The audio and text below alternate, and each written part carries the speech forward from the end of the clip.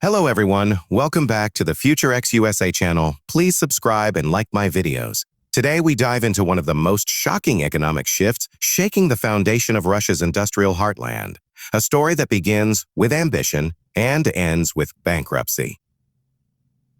For decades, Moscow's largest industries stood tall as symbols of pride, wealth, and national power. But now, a dramatic collapse has left not just investors, but ordinary workers questioning the very leadership of Vladimir Putin. The crisis is so severe that even China's leader Xi Jinping, often seen as Putin's closest ally, cannot rescue it. The story in summary is this: Russia's biggest industries, long reliant on state backing, exports, and the loyalty of their workforce, are collapsing under the pressure of sanctions, falling demand, and mismanagement. Workers are turning against the Kremlin, blaming the government for ignoring their hardships. The industries that once promised stability are now a source of despair. What was once Moscow's pride is fast becoming its downfall. Let's start with the exterior. From the outside, Russia's industries once appeared impenetrable. Towering steel plants, energy giants, and manufacturing hubs painted an image of national strength. The exterior was impressive. Endless pipelines, sprawling factories, and fleets of heavy machinery symbolizing resilience and abundance. But like an automobile with a shiny finish hiding rust underneath, the glossy exterior concealed deep cracks. Behind the grandeur, these industries relied heavily on Western technologies, imported parts, and global markets that are no longer available. The sanctions have stripped away that protective paint, revealing weaknesses that are now impossible to ignore. Factories that once employed tens of thousands of workers stand eerily quiet, and the empty parking lots tell a story of decline. When we look at the interior, the picture becomes even more concerning. Inside these industries lies the reality of outdated machinery, a workforce demoralized by unpaid wages, and executives scrambling to meet impossible targets.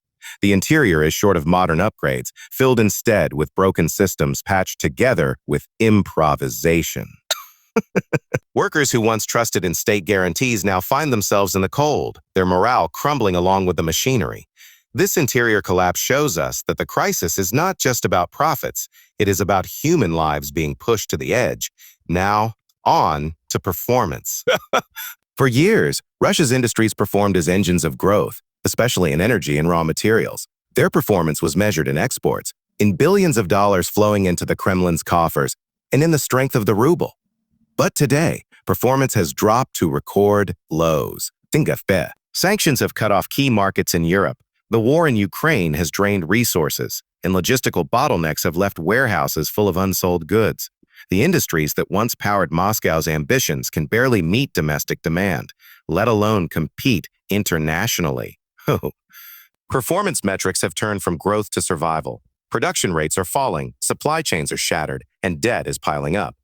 This poor performance has left workers asking whether the Kremlin has any real plan for recovery. Safety features in these industries are another disaster. For years, safety was overlooked in favor of speed and volume. Accidents at mines, plants, and construction sites have increased dramatically. Without access to imported safety technology, equipment has become more dangerous, leading to higher risks for workers on the ground.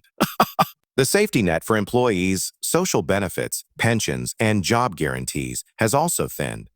Workers who suffer injuries often find little support. In effect, the industries not only fail to deliver on their promises of economic prosperity, but also endanger the very people who keep them alive. Safety has become symbolic of the state's neglect. When the industries were profitable, workers were celebrated. Now, in crisis, they are disposable. What about unique selling points? For decades, Russia's unique selling point was clear. It controlled vast reserves of oil, gas, and raw materials that the world could not live without. It also offered cheap, skilled labor to produce goods at a lower cost. These unique selling points once gave Russia bargaining power on the world stage. But today, those advantages are eroding. Energy buyers are turning to alternative suppliers. Countries once dependent on Russian gas are building pipelines elsewhere and investing in renewables. The so-called cheap labor advantage no longer appeals when industries cannot pay wages or maintain productivity. Even China, once expected to be a savior, is reluctant to buy in because of the risks involved. Russia's unique selling points have become outdated slogans, no longer convincing to the global marketplace. Let's talk about price. The price of this collapse is enormous, and it is being paid by ordinary Russian citizens. Workers who dedicated their lives to these industries now face unemployment. Families who relied on stable wages are sinking into poverty. The ruble's instability has driven up the cost of everyday essentials, while inflation eats away at savings. On the global stage, the price is even higher.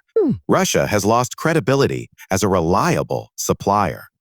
Investors, once willing to pour money into Moscow's industries, now see only risk and instability. Even allies like China hesitate because saving Russia's industries would mean inheriting their debts and inefficiencies. The Kremlin, for all its power, cannot change the fact that the world has moved on, leaving Moscow to pay the ultimate price for its political choices.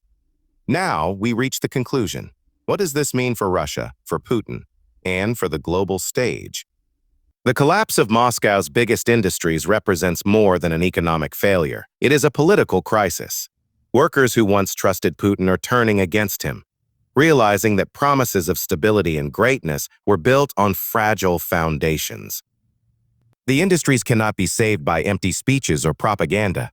They require real reforms, real investment, and real global cooperation, things that Putin's current path makes impossible.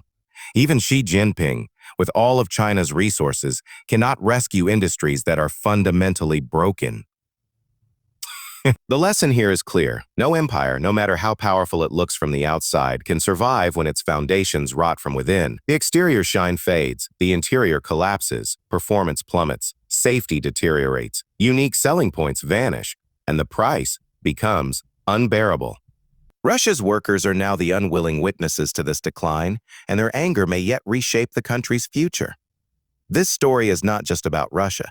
It is about the consequences of ignoring reality for the sake of image. Moscow's biggest industry has fallen, and in its fall, it has exposed the weakness of a system built more on pride than on progress. Whether Russia can recover remains uncertain, but one thing is clear. The workers who once built its strength are no longer silent, and their voices may prove more powerful than any industry, any ally, or even any leader.